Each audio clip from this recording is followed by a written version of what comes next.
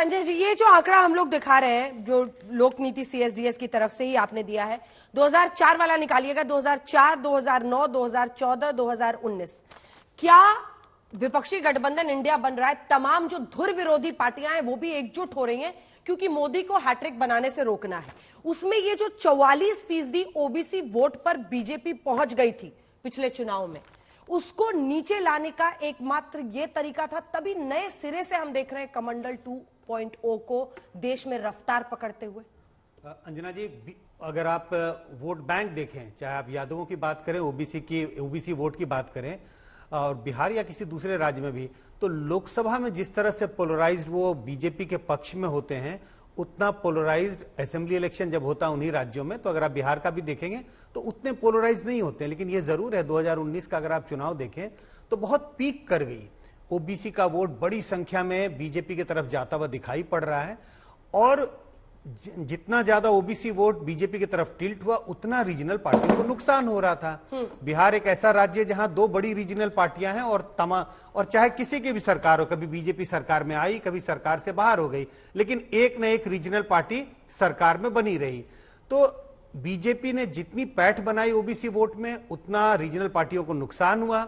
और रीजनल पार्टियों को कोई ना कोई एक तरह से एक हथियार चाहिए था जिससे वो ये कह सके कि ओबीसी की असल हिमायती हम हैं। और उन्हें लगा कि जो ओबीसी की जो गिनती हुई, जो कास्ट सेंसस आया, इसके आधार पर उन्हें लगता है एक सीढ़ी है जिसके सहारे वो ऊपर चढ़ सकते हैं। और राज्य की राजनीति में जो थोड़े से वो कम से कम लोकसभा चुनाव में वो हाशिए पे जाने लगे थे, तो इसके सहारे वो वापसी की उम्मीद कर रहे हैं।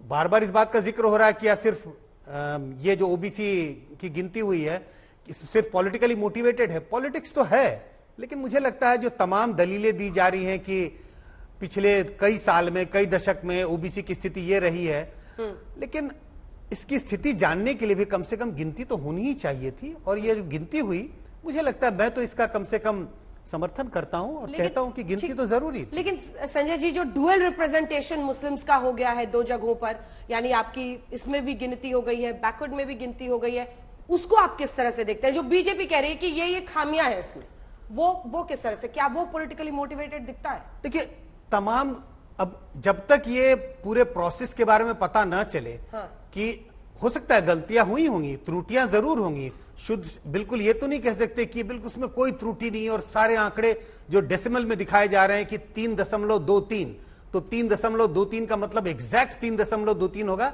ऐसा तो नहीं हो सकता। और ऐसे आंकड़ों पे तो तमाम आंकड़ों पे सवाल उठाए जा सकते हैं। नहीं, मैं उसकी बात ही नहीं कर रही आपसे संजय जी, मैं तो ड्यूअल रिप्रेजेंटेशन, यानी मुस्लिम्स का मुस्लिम आबादी में भी और फिर पिछड़ों में भी अगर उनका रिप्रेजेंटेशन हो रहा है, 2 जगहों पर आप उनकी गिनती को शामिल कर रहे हैं, तो क्या ये पॉलिटिकली मोटिवेटेड यानी राजनीतिक रूप से प्रेरित दिखाई देता है?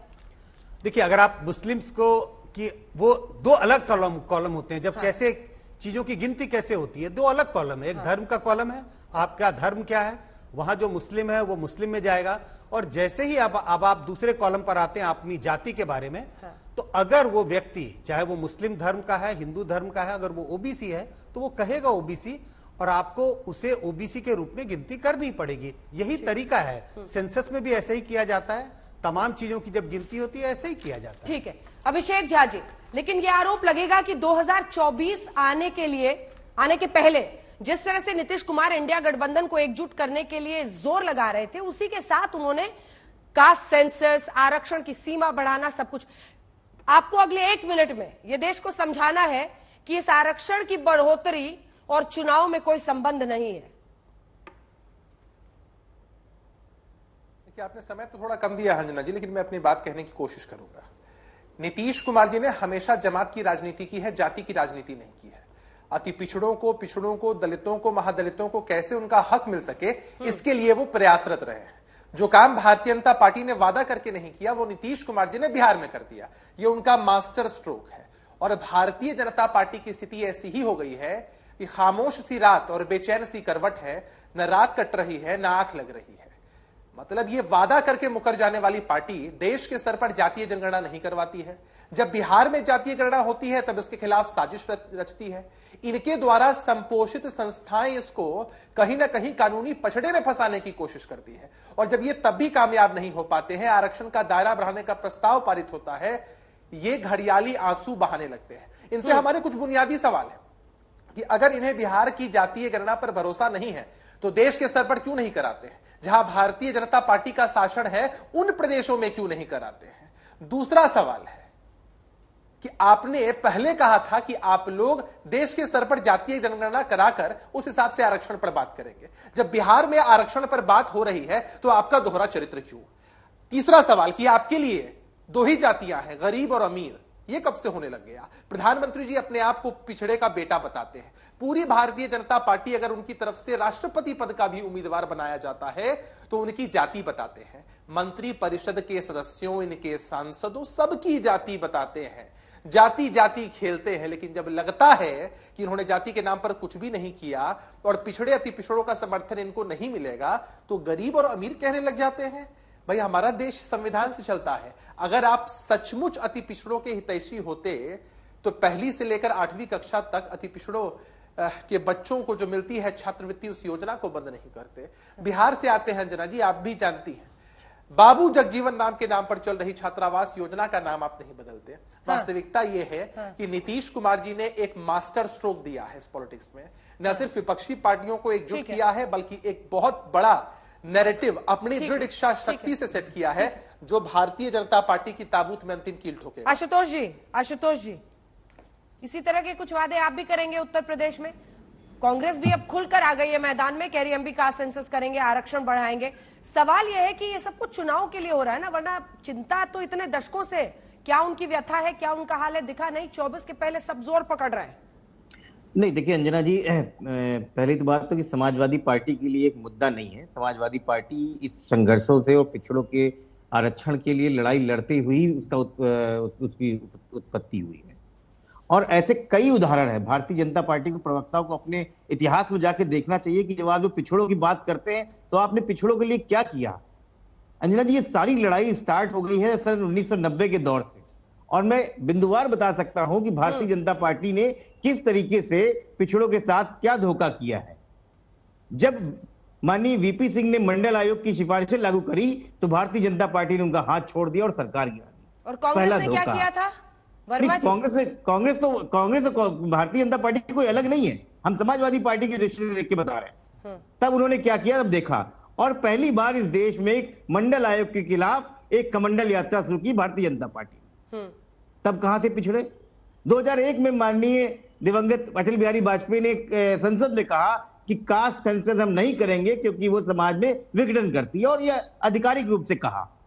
2011 में जब यूपीए सरकार ने 4,800 करोड़ रुपए खर्च करके वो सेंसस कराया, तब सरकार गई, और 2016 में माननीय दिवंगत अरुण जेटली ने प्रेस कॉन्फ्रेंस करके कहा कि रिपोर्ट, हमारे कास्ट सेंसस की रिपोर्ट है लेकिन हम घोषित नहीं कर सकते अभी। 2017 में जब उत्तर प्रदेश का इलेक्शन हुआ तो केशव प्रसाद मौर्य को वहां का अध्यक्ष बनाया जाता है और ये झुंझुना दिया जाता है कि शायद आने वाले समय में ये मुख्यमंत्री बनेगा। लेकिन हुआ क्या, आप सब ने देखा, वहां भी स्टूल ही मिला उनके। राम मंदिर का ट्रस्ट बनाया गया और पिछड़ों को रखा नहीं गया। नहीं, मैं बता रहा हूँ, तो किसी और को उम्मीदें भी नहीं बनाने का मौका मिलता है। आप मेरी पूरी बात होने दीजिए। उसके बाद क्या हुआ, राम मंदिर ट्रस्ट हुआ।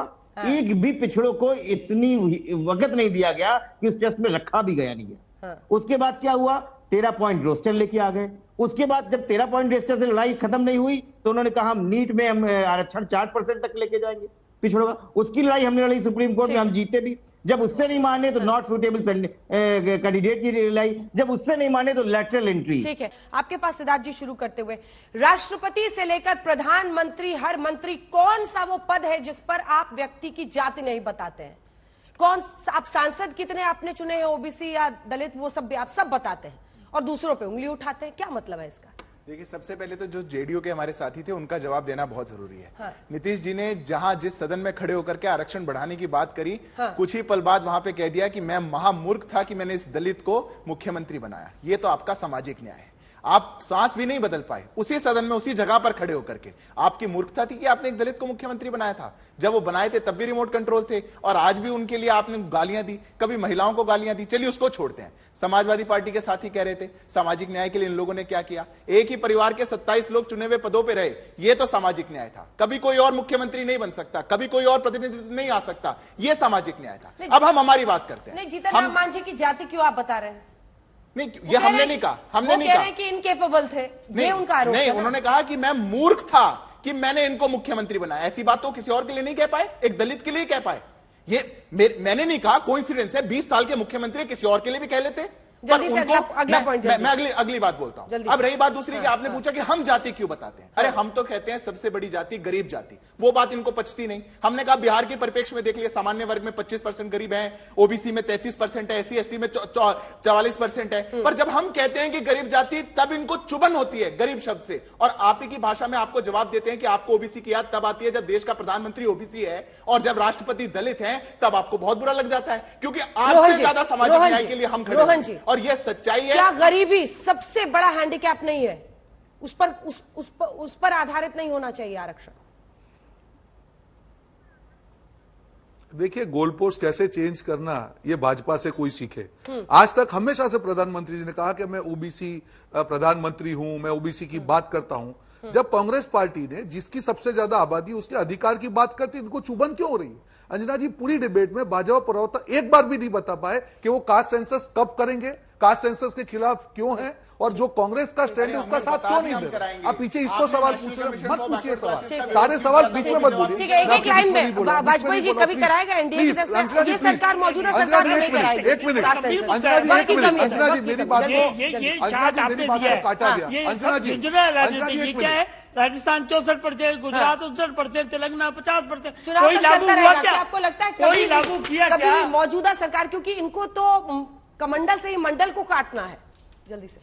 हाँ, नहीं, मुझे नहीं लगता है कि चर्चाएं होती रहेंगी कि कास्ट सेंसस होने वाला है, देश भर में कराया जाएगा, अलग अलग राज्य कहेंगे कि हम अलग अलग राज्यों में करेंगे, लेकिन आने वाले समय में कम से कम 2-3 साल तो ऐसा होते हुए मुझे दिखाई नहीं पड़ रहा अंजना जी।